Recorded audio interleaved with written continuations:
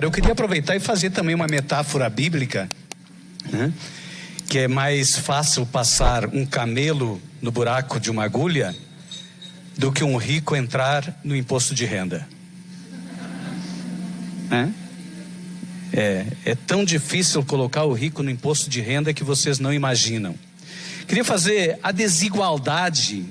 Ela tem muitas faces, muitas cores, né? Ela tem muitos aspectos onde ela se manifesta. Mas a desigualdade econômica parece ser aquela desigualdade produtora das demais, em grande medida, geradora das demais desigualdades. Mas a desigualdade ela só é efetivamente combatida quando ela é conhecida, quando a gente se dá conta, quando a gente passa a não normalizar mais a desigualdade. Eu queria fazer aqui um retrospecto. Você sabe o que era o mundo há 16 milhões de anos atrás? A Terra. Nós não existíamos, né? Não existia ser humano. Existiam animais, sim, animais muito diferentes do que existe hoje. A Terra era diferente, não havia essas montanhas todas que tem hoje, existia um movimento tectônico construindo montanhas. Mas o que tem a ver isso com a desigualdade? Se vocês guardassem R$1.000 por mês, R$1.000 por mês, quem ganha o salário mínimo, 1.500, gasta 500 e guarda 1.000. Guardariam 12 mil reais por ano. Quem tem essa condição de guardar 12 mil reais por ano? Quem ganha o salário mínimo? Dificilmente, né? Quem ganha 5 mil? Dificilmente. Quem ganha 10 mil, talvez, né? Pudesse ali reservar 10%. Sabe quantos anos levaria para alcançar a fortuna da pessoa mais rica do Brasil? Já fizeram essa conta? 16.300.000 anos. Só isso. Não é natural a desigualdade. Não é natural que do trabalho, do esforço, alguém consiga produzir uma fortuna que qualquer outro de nós levaria 16 milhões de anos para acumular. Não é natural. Portanto, a desigualdade, ela decorre. Tem uma frase de um advogado norte-americano, Brian Stephenson, advogado formado em Harvard, negro, que dedicou a vida dele para defender, para revisar processos de pessoas condenadas que estavam no corredor da morte, todas elas pobres, a maioria pretas. E ele retirou do corredor da morte mais de 120 pessoas que tinham sido julgadas de forma ineficaz por serem pobres e por serem pretas.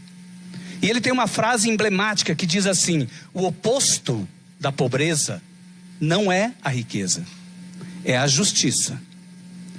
Muito interessante, né? Porque de fato a gente vive as consequências de uma sociedade injusta, de uma sociedade que acumula,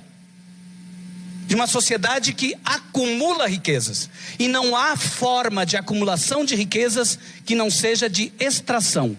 Alguém perde para alguém acumular. Qual é o instrumento mais eficaz nas mãos do Estado para enfrentar este processo natural do mercado de acumulação e de concentração de riqueza? É o instrumento tributário.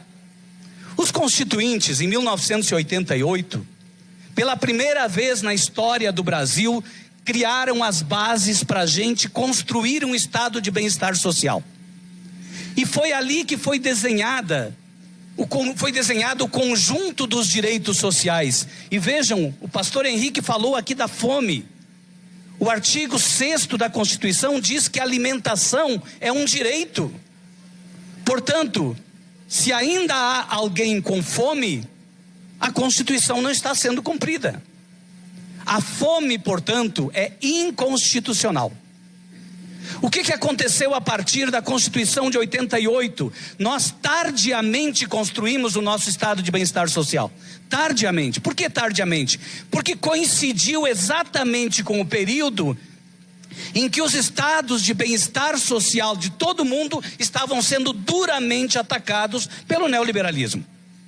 E é no Brasil da mesma forma. Construímos a nossa Constituição contra os ataques neoliberais. Só que não se constrói uma sociedade justa, livre e solidária, como diz a Constituição. Não se constrói, não se promove o desenvolvimento nacional, como diz a Constituição, artigo 3º. Não se reduz as desigualdades, não se erradica a pobreza, como diz o artigo 3º da Constituição. E nem se promove o bem-estar de todos, sem que a gente controle os instrumentos. E o principal instrumento que estava lá na Constituição era o instrumento tributário. Era preciso fazer com que a tributação, pelo menos a partir da Constituição, se tornasse uma tributação progressiva, onde os mais ricos passassem a pagar impostos ou mais impostos e os mais pobres pudessem pagar menos. E que a carga tributária pudesse crescer até o ponto de que todos os nossos direitos fossem atendidos. Isso estava desenhado na Constituição. Mas nós não controlamos o instrumento. O instrumento ficou nas mãos daqueles que não queriam o estado de bem-estar social. E continuam nas mãos daqueles que não querem o estado de bem-estar social. Tanto que no ano de 1989, um ano depois, o imposto de renda da pessoa física, que é o melhor instrumento para a distribuição de renda, que tinham 7 alíquotas em 88, a alíquota máxima era 45% em 88, se reduziu para apenas 2 alíquotas e a alíquota máxima de 25%. O setor poderoso, o setor mais rico, rapidamente tratou de sair do polo financiador do Estado. Não contentes com isto, fizeram a maior reforma tributária que o Brasil já viu na década de 90.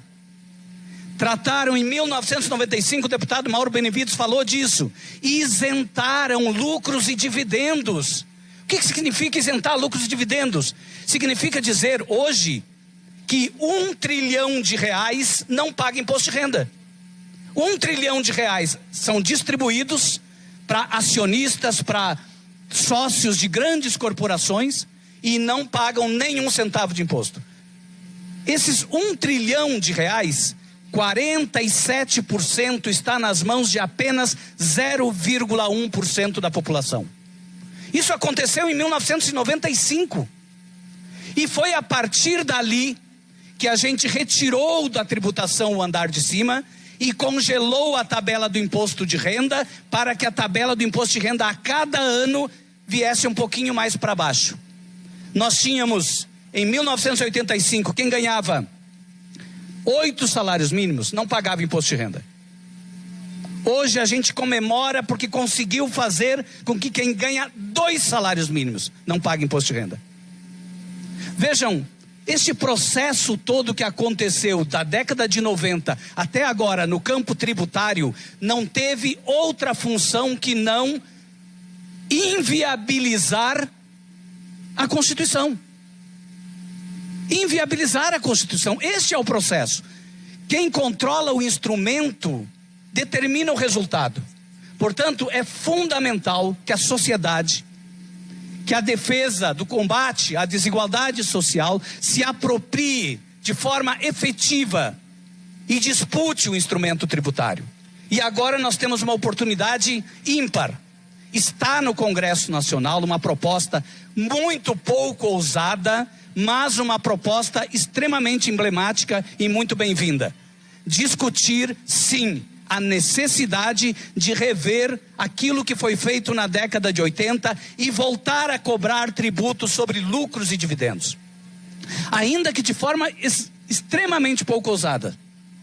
Se a gente cobrasse deste 1 trilhão o imposto de renda da mesma forma que se cobra de cada trabalhador no Brasil, nós poderíamos arrecadar em torno de 200 bilhões a mais de tributos. Quanto que a gente precisa para acabar com a pobreza no Brasil? Para acabar com a fome? Para erradicar, para cumprir os objetivos constitucionais? Segundo a OIT, a gente precisa 25 bilhões por ano. Segundo o IBGE, lá em 2020, ainda em 2020, dizia que era 120 bilhões por ano. A gente consegue arrecadar 200 bilhões revogando 2 artigos da Lei 9.249. Isso é bom ou é ruim? Isso é excelente. É possível? Depende da sociedade se apropriar também desta pauta, além de todas as demais.